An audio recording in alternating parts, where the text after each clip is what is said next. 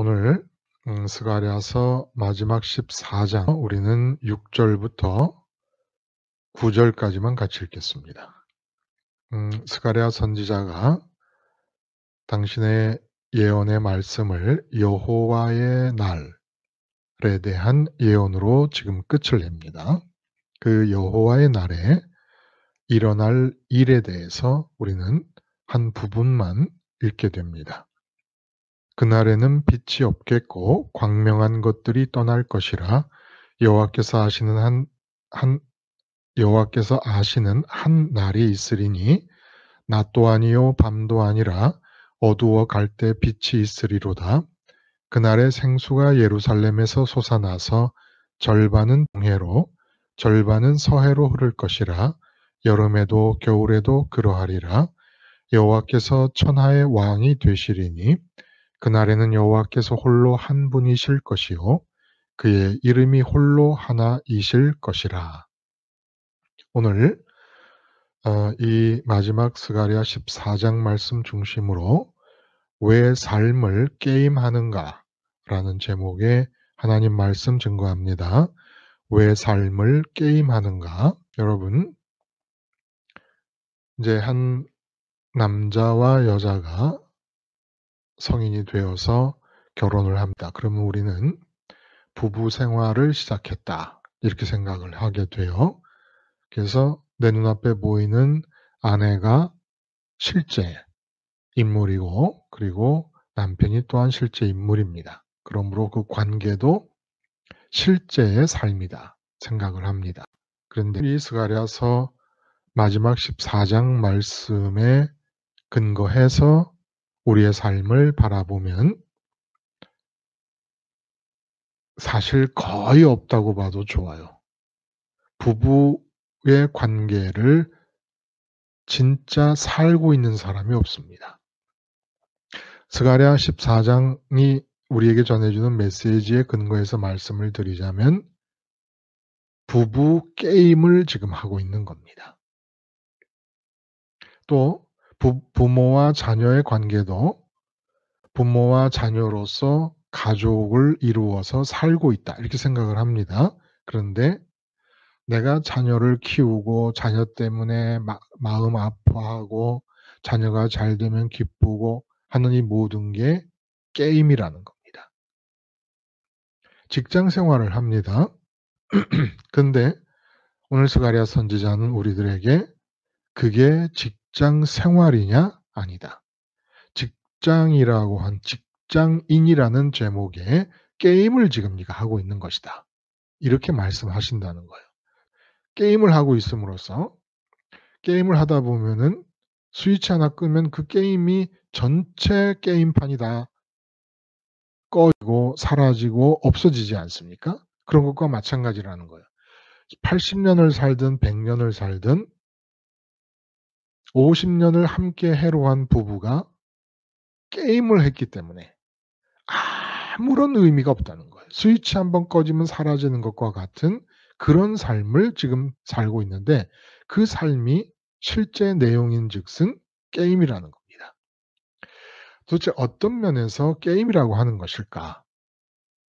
여러분, 게임은 가상세계입니다. 가상세계. 가상세계라는 것은 그 영어로 virtual world 뭐 이렇게 얘기할 수가 있겠는데 주관적으로는 실제 있는 것처럼 느껴집니다. 주관적으로는. 그러나 객관적으로는 존재하지 않는 거예요. 그게 바로 가상세계입니다. 게임이 그렇게 재밌고 좋은 이유는 뭡니까? 중독에 걸렸다라는 말이 나올 정도로 게임을 좋아하게 되는 이유는 실감 때문에 그래요. 실감. 그 실감이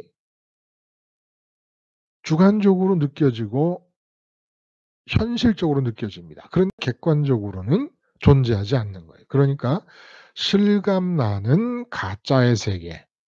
이게 바로 게임의 세계라는 거예요. 실제로는 없는 그러나 마음에 현실감을 주는 세계.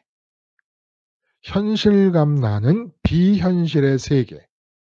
이게 바로 게임의 세계인데 우리가 지금 게임이 아니라 내가 실감하고 있고 현실이라고 느끼며 살고 있는 이 부부 생활, 이게 게임이라는 거예요. 실제로는 없다는 거예요. 이런 식의 게임, 이런 식의 부부 생활의 관계는 없다는 겁니다. '야 이거 지금 무슨 정신 나간 소리를 지금 하고 있느냐.' 이렇게 생각하실 수가 있어요. 여러분, 그 게임을 보면 득템이라는 말이 있습니다. 득템. 여러분, 득템이 뭔지 아십니까? 그 취득한다, 얻을 득자에 아이템이라는 영어를 합친 단어예요, 득템. 그러니까 게임에서 사용되는 캐시머니가 있습니다. 저는 게임을 한 번도 안 해 봤어요. 어떻게 하는지도 모르고 해본 적도 없어요.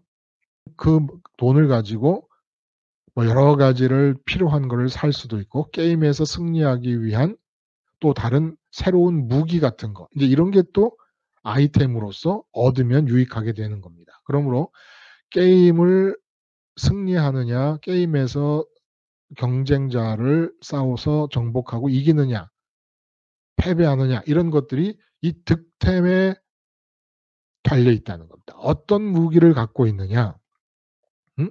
얼마나 돈이 많이 있느냐, 게임에서 통용되는 돈을 많이 가지고 있느냐.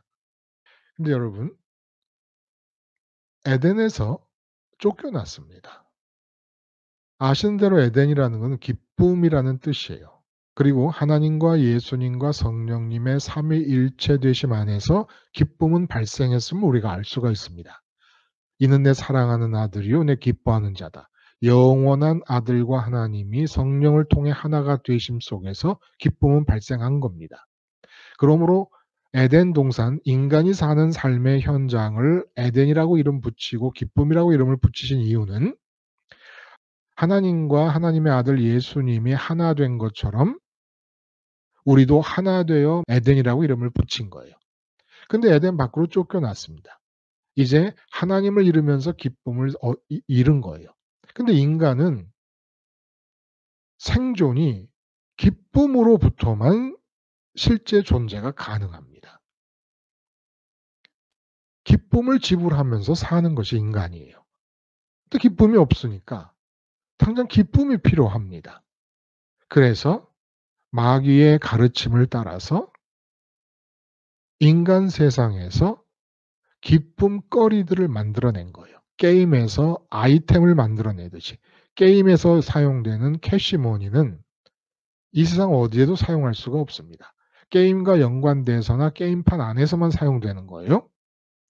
에덴 바깥의 세상에서 마귀의 유혹을 받아 가지고 아이템을 만들어냅니다.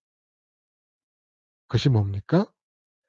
아내가 나의 기쁨이 될 수 있고 남편이 나의 기쁨이 될 수 있다.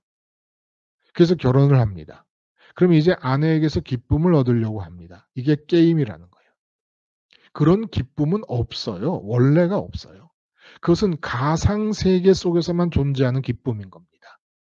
그러므로 아내나 남편을 기쁨을 얻을 수 있는 대상으로 파악하자마자 그 부부 관계는 가상 세계 속으로 들어가고 게임이 돼 버리는 거예요. 내가 자식을 낳았어요.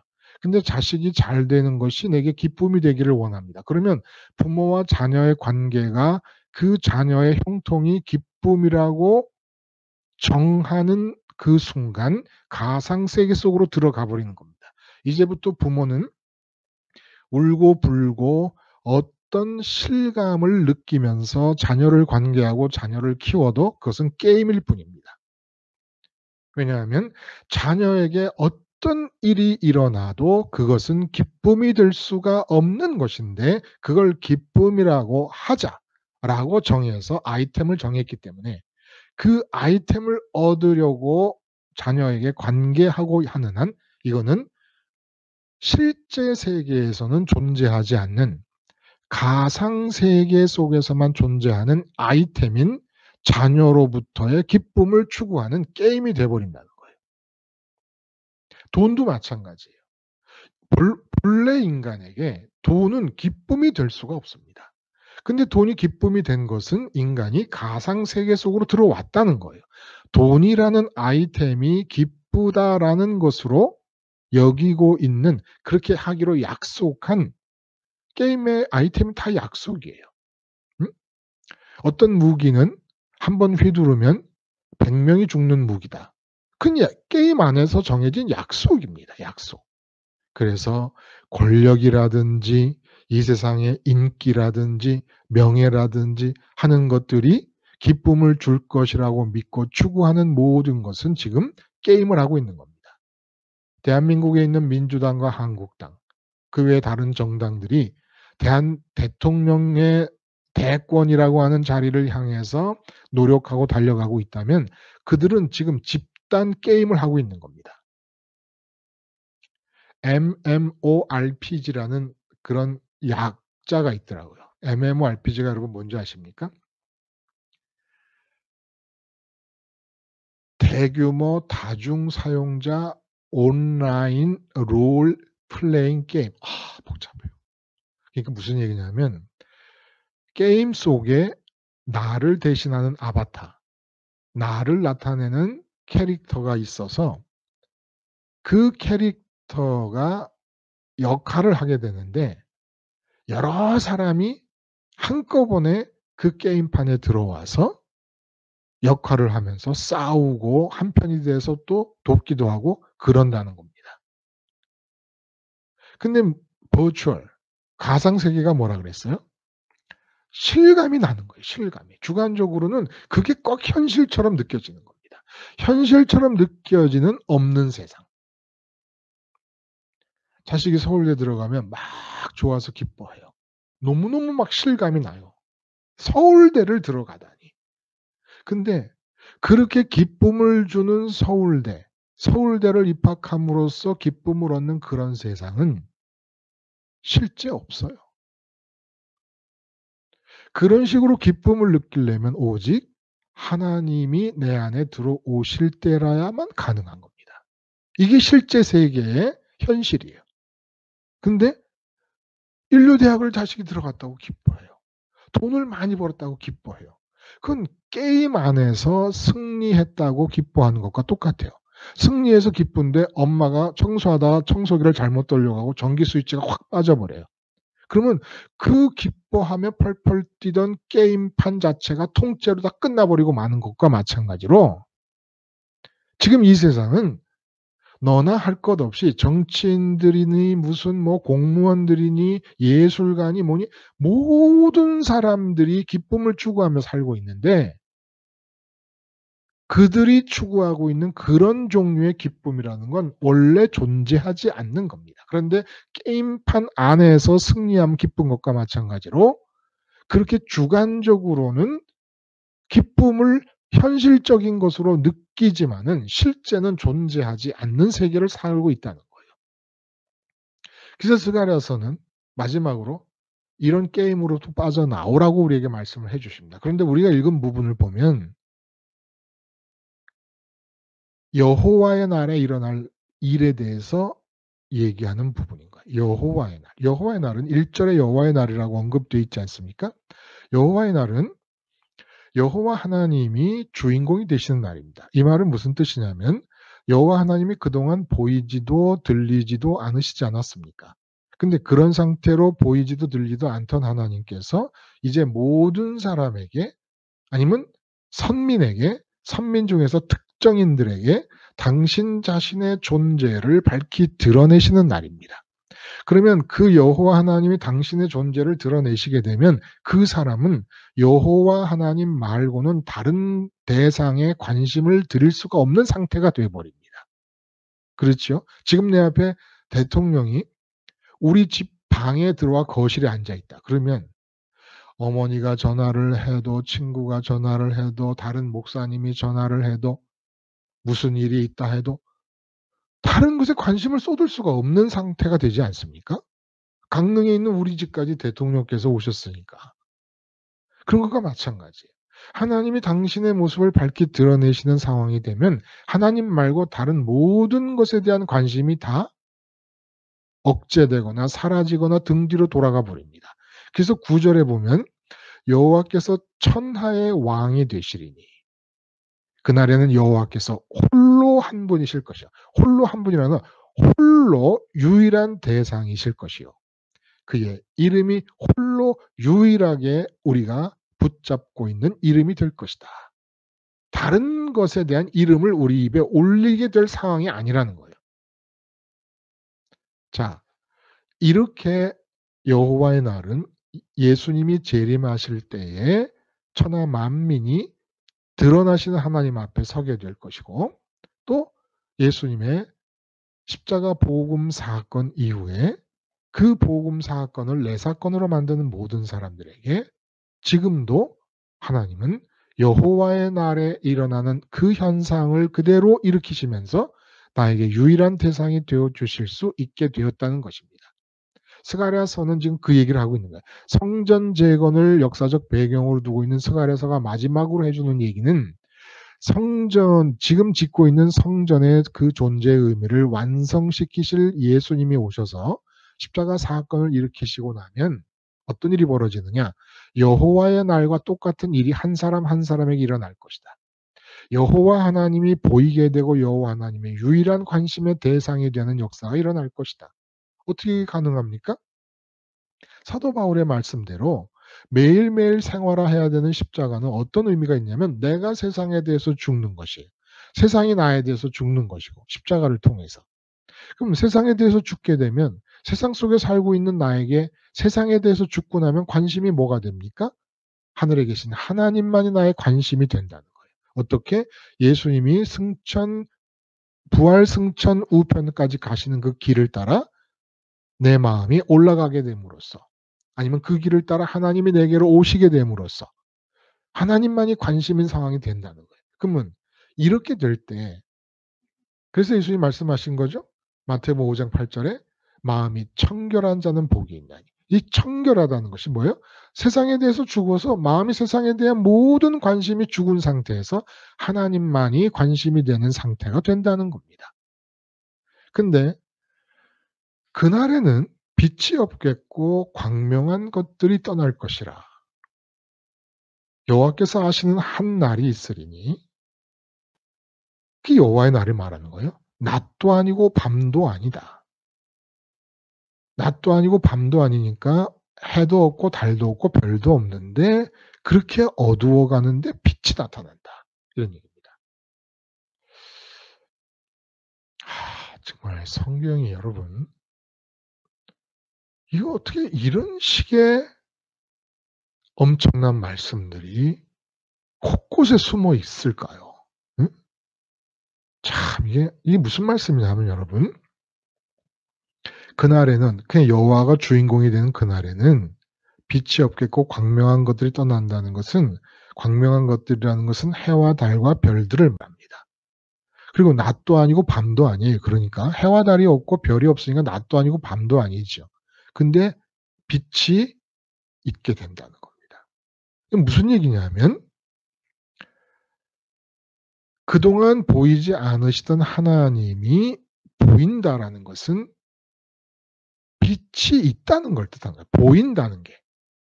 근데 이렇게 그동안 안 보이시던 하나님이 보이는 빛이 비치게 되면 그동안 보이던 세상이 안 보이게 된다는 겁니다. 세상을 보이게 하는 빛과 하나님을 보이게 하는 빛이 서로를 지양한다는 것이에요.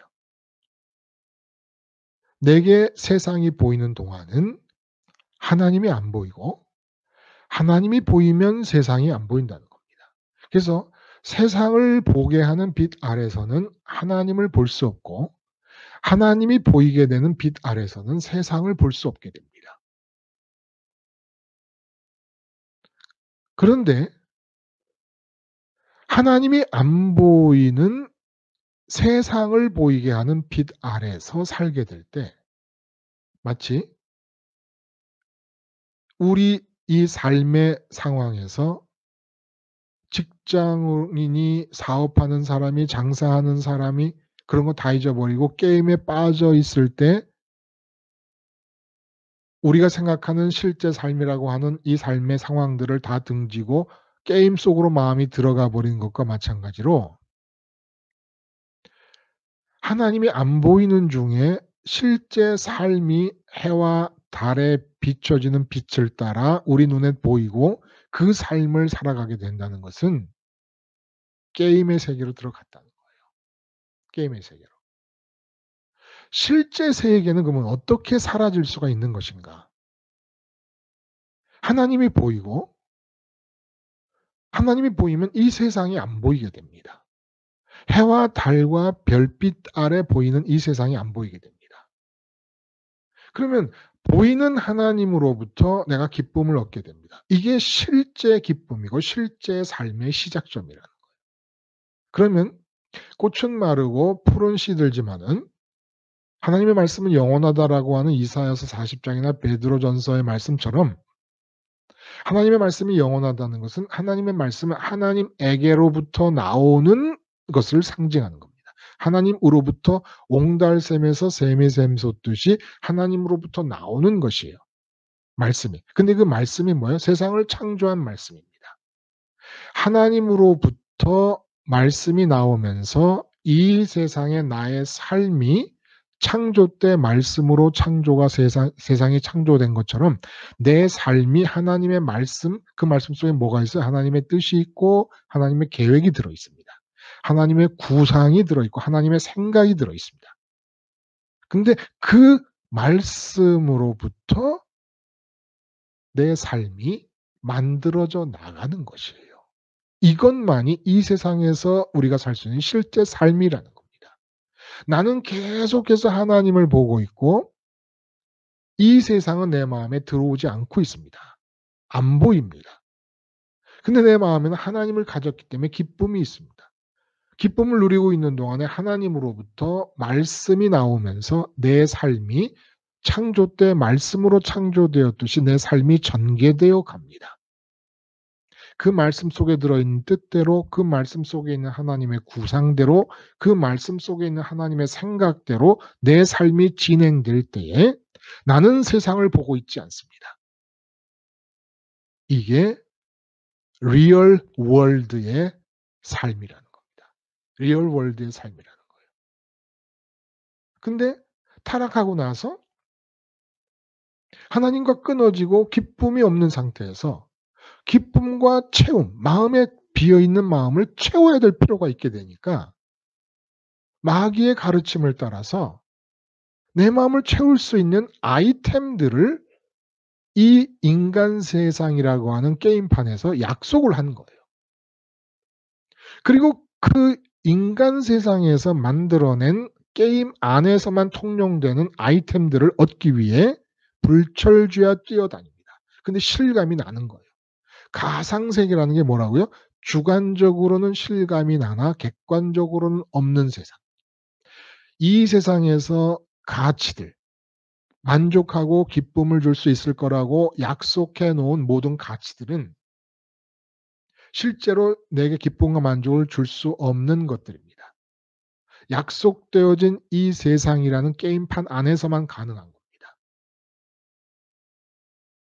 왜 이게 가상세계입니까? 하나님이 빠져버렸으니까. 하나님의 말씀에 의해서 비롯되어지는 것이 아니라 인간의 계획과 인간의 뜻과 인간의 구상이 표현되고 있는 그런 세계니까. 이런 세계는 실제 존재하는 세계가 아닙니다.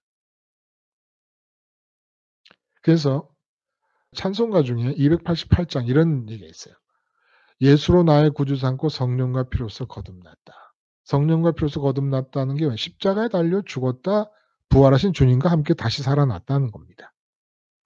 그러니까 이 세상에서 내 영혼이 내가 세상에 살고 있는데 내 영혼은 하늘의 영광을 누려. 하늘의 영광이 뭐야? 영화로운 빛이 영광이에요. 하늘에서 영화로운 빛이 비치면 내 마음에 보이는 것은 하나님이 보이는 겁니다. 그래 그리고 또 2 절에는 천사들 왕래하는 것과 하늘의 영광 보리로다. 영광을 누리도다. 2 절에는 영광을 하늘의 영광을 보리로다. 그리고 나서 기어코 3 절에 어떤 말이 나옵니까? 하늘의 영광을 누리고 하늘의 영광을 보니까 세상과 나는 간 곳 없고 구속하는 주만 보이도다. 이게 리얼 월드의 삶이 시작되는 시작점이라는 거예요. 세상이 안 보여야 돼요. 세상에서 실세계를 살고 싶으면 세상이 안 보여야 됩니다. 그 세상이 보인다는 건 뭡니까? 이 세상에서 정해 놓은 아이템에 눈 뜬다는 거예요. 돈에 눈 뜹니다. 건강 장수에 눈 뜹니다. 권력에 눈 뜹니다. 인기에 눈 뜹니다. 형통에 눈 뜹니다. 외모에 눈 뜹니다. 이렇게 눈 떠서 이 세상의 가치들, 이 세상의 아이템들이 보이기 시작하면 하나님이 안 보이면서 그 사람의 삶은 게임판 안으로 들어가고 가상 세계 속으로 들어가는 거예요. 이제부터 그런 세계는 실제 존재하지 않습니다. 그런 세계 속에서, 그러니까 왜 실제 존재하지 않는다? 그 세계 속에서 약속한 그런 종류의 만족과 기쁨은 존재하지 않기 때문에 돈이라는 기쁨거리는 실제로는 없는 거예요. 기쁨을 줄 수 없으니까. 건강이라는 것은 실제 기쁨이 될 수 없는 것이에요. 그런데 가상 세계 속에서만 기쁨의 역할을 해 주는 겁니다. 게임 안에서 새로운 칼을 받게 되면 "야 기분 좋다." 그러는 것처럼. 그러나 그런 칼은 눈 뜨고 집에 아무리 뒤져 봐도 없어요. 게임 안에서만 있는 거예요. 마찬가지라는 겁니다. 그러니까 여러분, 변호사 말씀을 제가 자주 드립니다마는 여기가 좋다 그래요. 하늘나라에 계실 때 예수님의 모습을 보고, 근데 그 예수님의 모습이 어떠냐면 너무너무 희어서 이 세상에 빨래하는 그 누구도 그렇게 희게 할 수 없다. 빛이 빛, 빛의 덩어리로 보인다는 겁니다. 그래서 그 예수님으로부터 나오는 빛을 보게 되자마자 여기가 좋다라는 얘기는 무슨 얘기입니까? 산 아래 인간 세상을 까마득하게 잊어버립니다. 베드로의 마음에 그 인간 세상이 안 보인 것이에요. 이 상황이 십자가의 사건 이후에 오순절 성령님을 통해서 예수님의 십자가의 죽음을 자기 죽음으로 받아들이고 난 뒤에 어떻게 나타납니까? 내가 금광은 없지만 내게 있는 것 예수님의 이름으로 명하노니 일어나 걸어라. 금강은이 안 보여요, 마음에. 예수님만 보여요. 그리고 이 베드로의 변화산의 체험을 사도 바울은 당신 고유의 방식으로 어떻게 표현합니까? 그동안 이 세상에서 인간 세상에서 좋다고 했던 아이템들, 내가 그동안 득템하기 위해 불철주야 노력했던 이 세상에 좋은 모든 아이템들 다 배설물로 여긴다. 안 보이는 거예요. 하나님이 보이고 예수님이 보이면 안 보이는 게 정상이라는 겁니다.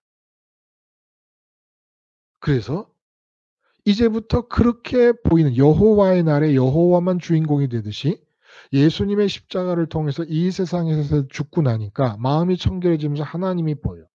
하나님이 보이는 상태에서 기쁨이 생기고 이제 하나님으로부터 나오는 말씀이 내 생각을 통해 내 의지를 통해 내 감정을 통해 나타날 때 실제 삶을 살게 되고 이 실제 삶의 특징은 허무가 없고 눈에 보이는 이 세상의 삶의 상황이 어떻게 되더라도 변함이 없는 평강이 주어지는 삶이 된다는 것입니다. 영혼의 세계와 연결이 돼 있다는 거예요. 영혼의 세계와. 그래서 십자가 생활화를 해야 될 이유가 뭡니까? 마귀의 끝없는 영향력이, 공중의 권세 잡은 자의 영향력이 어떻게 나타납니까? 돈. 와, 이 돈이 너무너무 기쁨을 줄 것으로 실감나게 느껴지는 겁니다. 마귀의 역사예요. 그래서 가상의 세계, 게임의 세계 안으로 들어오게 합니다. 그래서 장사하잖아요. 돈 많이 벌어서 기뻐야지. 이 게임을 하고 있는 거예요, 게임을. 게임판에서 득템, 아이템을 얻고자 하는 노력을 지금 하고 있는 겁니다. 아내에게서 기쁨을 얻고 남편에게서. 원래 리얼 월드의 부부 관계는 하나님의 안에 들어와 계신 상태에서 하나님의 말씀이 아내를 향해 나아갈 때 내가 말하고 내가 행동하고 내가 뜻하는 것이 돼야 됩니다. 이게 리얼 부부 관계예요. 실제 부부 관계라는. 근데 내가 아내에게서 기쁨을 얻으려고 하면 게임을 하는 거예요. 남편에서 기쁨을 얻으려고 하고 남편의 기쁨을 기대하면 이젠 부부라는 게임을 하는 겁니다. 이 게임을 중단하시고 하나님을 보셔야 됩니다. 하나님을 보시면 세상이 안 보이게 됩니다. 안 보이는 깜깜한 세상에 태초에 혼돈과 공허와 흑암이 있을 때 하나님의 말씀에 의해 창조가 이루어져 질서가 잡힌 것처럼 나는 안 보는 암흑의 세상을 향하여 하나님이 보고 계시는 구상을 따라서 실제의 창조적인 삶이 전개되어 간다는 겁니다. 게임이 아니라. 결국 우리가 할 거는 뭡니까? 십자가 생활화를 통해서 십자가에서 내가 죽은 자라는 자아의식을 가지고 오늘 하루 대문 밖을 나가는 것이 아니 골방을 나가서 아내를 만나고 남편을 만나기 시작하는 겁니다. 십자가 생활화만이 끊임없이 우리를 잡아 끄는 강력한 흡입력을 갖고 우리를 못 살게 구는 이 가상세계의 흡입력으로부터 우리를 자유롭게 해 주고 실제의 삶을 하나님과 더불어 살게 해 주실 수 있습니다. 기도하시겠습니다.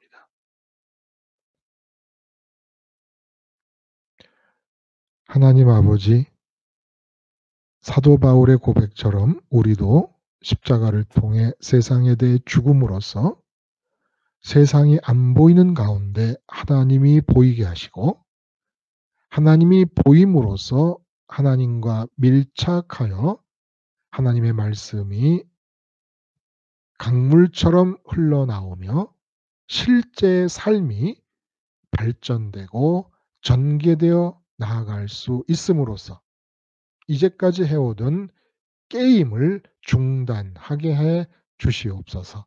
예수님의 이름으로 기도드리옵나이다. 아멘.